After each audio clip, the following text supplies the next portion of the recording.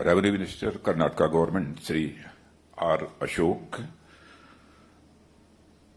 Air Chief Marshal V.R. Chaudhary, Defense Secretary Sri Ajay Kumar, Air Marshal Manvendra Singh और इस सभागार में उपस्थित हमारे एयर वॉरियर्स और आर्म फोर्सेस के रेस्पेक्टेड वेटरन्स, ऑफिसर्स और मेरे मीडिया के मित्रों, आज इंडियन फोर्स द्वारा स्वर्णिम विजय वर्ष के उपलक्ष्य में आयोजित 3 दिवसीय कॉन्क्लेव में अपनी बात रखने के लिए आप सबके बीच उपस्थित होने पर मुझे बेहद खुशी हुई है। कहते हैं कि इतिहास केवल विश्वास ही नहीं, कहते हैं इतिहास केवल विश्वास नहीं बल्कि विश्लेषण की वस्तु होती है। ऐसे में मैं समझता हूं कि अगले 3 दिनों में आप सभी न केवल 1917 के वार की ऐतिहासिक उपलब्धियों बल्कि उसमें और क्या बेहतर हो सकता था और उसकी लर्निंग्स को हम आज की सिचुएशन में कैसे अप्लाई कर सकते हैं, इस पर भी गहनतापूर्वक विचार विमर्श और विश्लेषण भी करेंगे। इसके लिए मैं इंडियन एयरफोर्स और इस कॉन्क्लेव से जुड़े सभी लोगों को हार्दिक बधाई देता हूं और साथ ही अपनी हार्दिक शुभकामनाएं भी देता हूं। अपनी बात शुरू करने से पहले मैं उन सभी सोल्जर्स, सेलर्स और एयर वॉरियर्स के शौर्य और पराक्रम को नमन करता हूं, उनके परिजनों को नमन करता हूं, जिनकी वजह से 1971 के वार में हमारी जीत सुनिश्चित हुई है। यह देश उन वीरों के त्याग और बलिदान के प्रति सदैव ऋणी रहेगा और उनके सपनों को पूरा करने की राह में सदैव आगे बढ़ता रहेगा। इस कॉन्क्लेव की थीम यानी birth of a nation, congruence of A politico military thoughts and goals, मैं समझता हूं स्वर्णिम विजय वर्ष के अवसर पर सबसे उपयुक्त थीम यही है, क्योंकि यह तीनों सेनाओं और सरकार के बीच सिनर्जी और कोऑपरेशन ही था जिसने इतने बड़े अभियान में हमारे देश की सफलता सुनिश्चित की है। साथियों, 1971 का वार और इसमें भारतीयों की जीत जितनी खास है, मैं समझता हूं इस युद्ध का आधार या कहें बैकग्राउंड भी उतना ही खास है।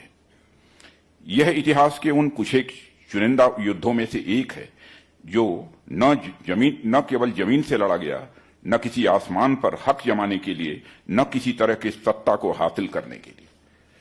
इस युद्ध के पीछे जो मुख्य उद्देश्य था वह था मानवता और लोकतंत्र की गरिमा की सुरक्षा।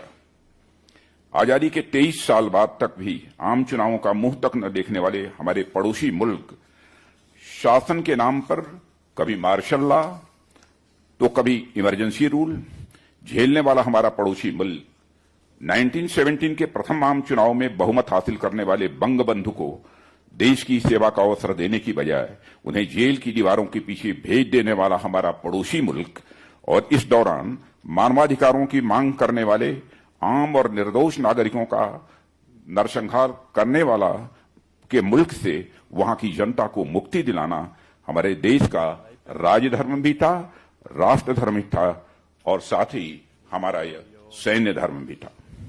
साथियों, हमारा राष्ट्र दुनिया की जिस प्राचीनतम शासन व्यवस्था का उत्तराधिकारी है, उसमें न्याय और सुशासन को केवल अपने राज्य की सीमाओं तक ही सीमित न रखकर संपूर्ण लोक के लिए उसके प्रयास की बात कही गई है। हमारे यहां कहा भी गया है कि अराजके ही लोकेस्मिन् सर्वतो विदिते भयात् रक्षार्थमस्य सर्वस्य राजनाम स्त्रित प्रभु, यानी लोक में बलवानों से निर्बलों की सुरक्षा और अराजकता व कुशासन से मुक्ति ही किसी भी राज्य व्यवस्था का प्रमुख उद्देश्य होना चाहिए। और पूरी धरती को अपना परिवार मानने वाले हमारे राष्ट्र का मस्तक इस बात के लिए हमेशा गर्व से ऊंचा रहेगा कि जब जब भी जरूरत पड़ी है, यह सत्य, न्याय और मानवता के पक्ष में हमेशा खड़ा रहा है। 1971 के संग्राम का भी यही आधार रहा था और सैन्य नीति और राजनीति का यह समन्वय ही था, यह कोऑर्डिनेशन ही था जिसने इस उद्देश्य में हमारी सफलता को सुनिश्चित किया।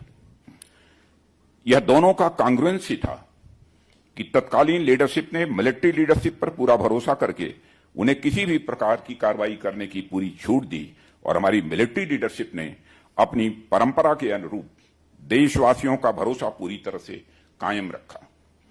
इस वार में कहने के लिए तो ईस्ट और वेस्ट दो मेन फ्रंट थे, पर वास्तव में अनेक ऐसे फ्रंट थे जिनका हमको ध्यान रखना था और जो पॉलिटिको मिलिट्री सिनर्जी के बिना किसी भी सूरत में संभव नहीं था।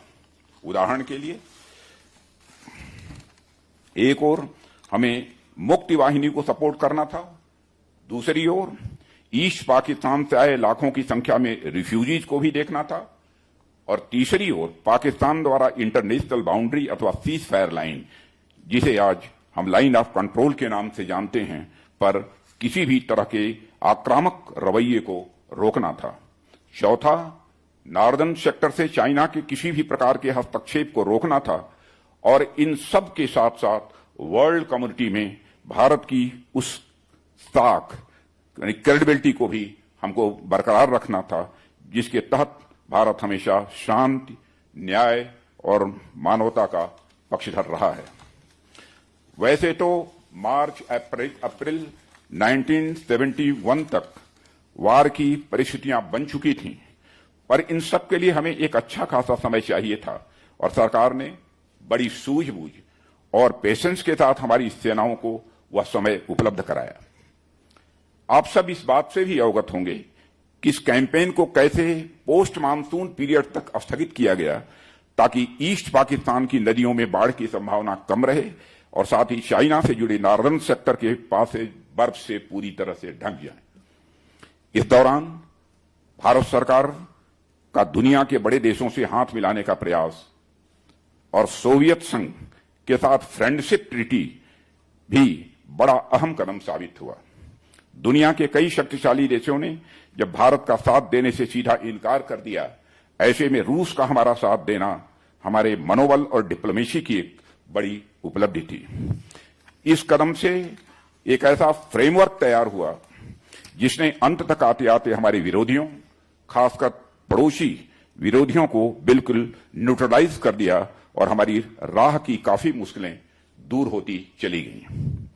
इसी समय हम एक और मुक्ति वाहिनी को सपोर्ट कर सके, तो दूसरी ओर हमारी सेनाओं को भी, खासकर इंडियन एयरफोर्स की जमीनी तैयारी, जैसे air defence and direction centre का सेटअप, रनवे रिपेयर और इक्विपमेंट और वेपन आदि की स्टॉकिंग करने का अवसर मिल गया। साथ ही हमारी इंटेलिजेंस को भी पूरा टाइम और सपोर्ट मिला और उन्होंने ईस्ट और वेस्ट फ्रंट से अच्छी खासी इनपुट्स भी उपलब्ध कराई। साथियों, और जैसा कि मैंने पहले कहा, वर्ल्ड कम्युनिटी को भी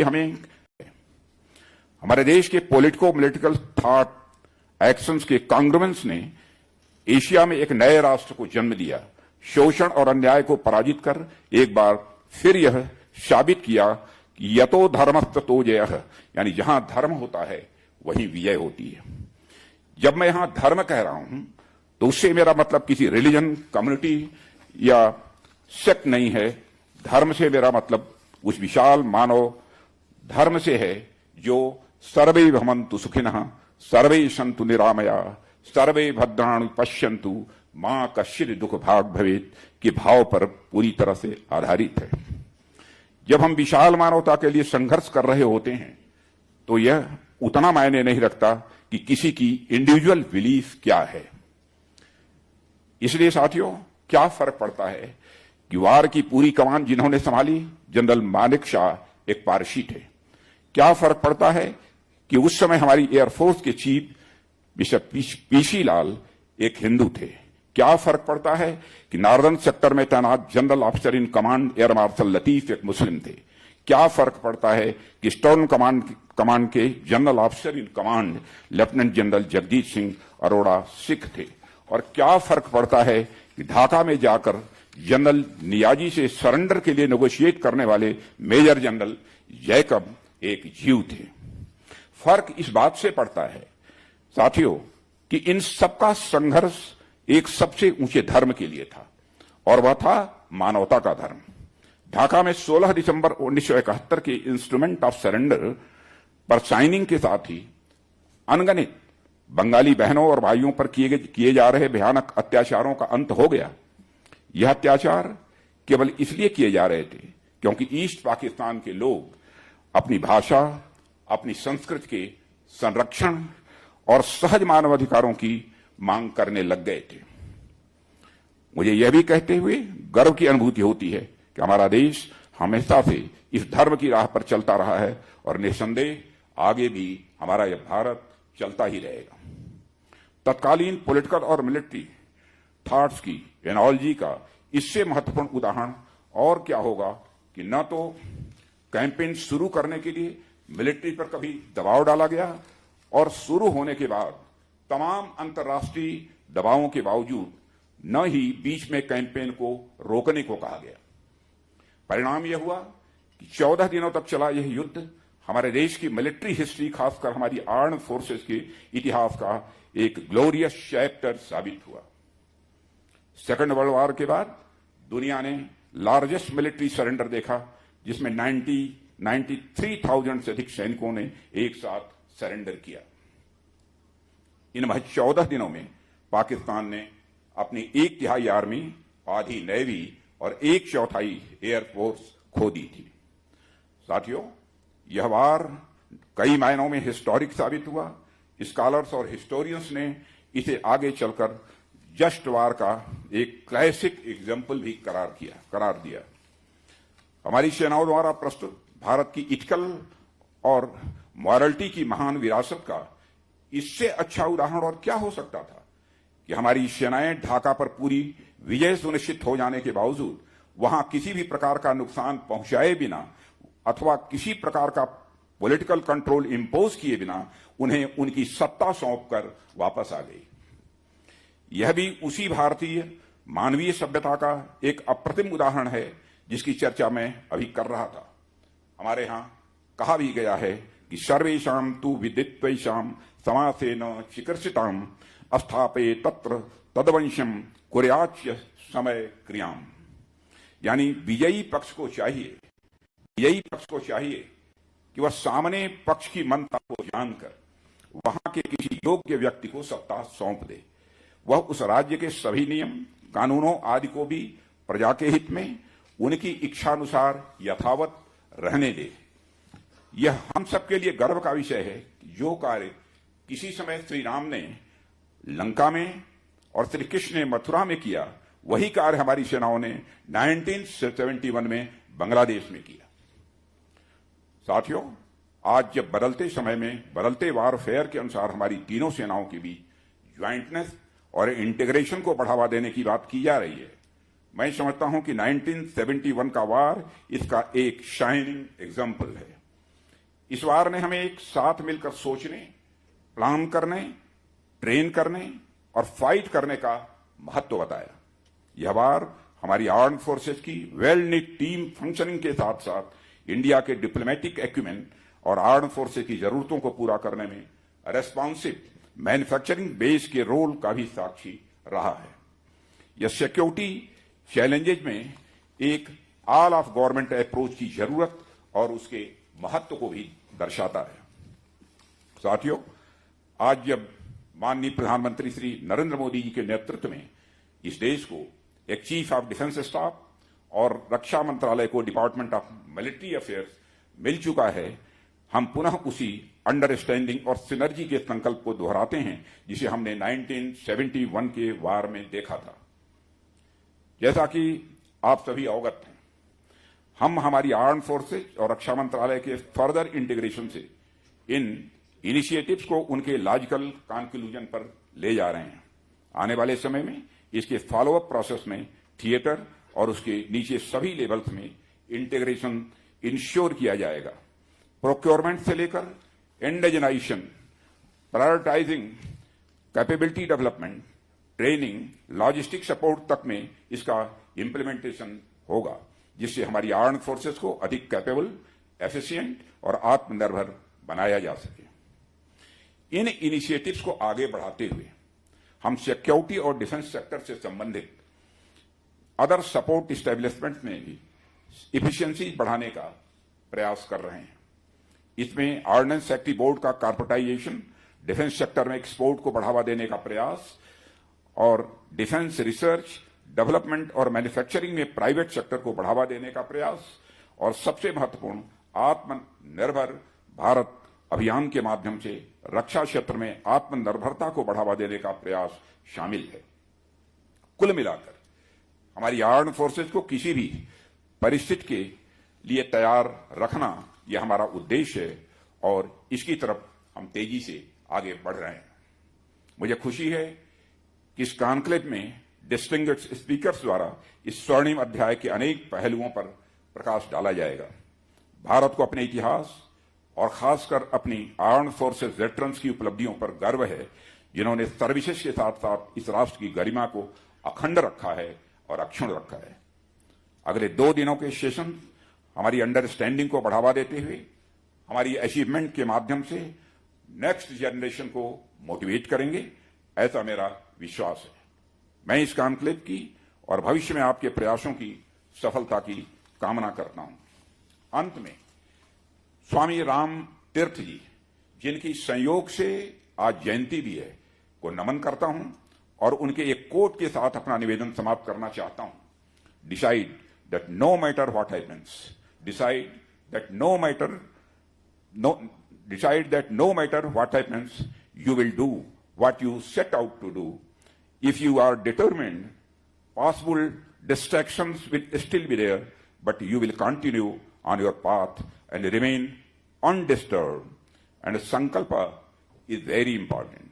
You cannot change your circumstances, the world, or your society to suit you. But if you have a strength and determination, you can go through this procession of life very successfully. इन्हीं शब्दों के साथ आप सबको बहुत बहुत धन्यवाद।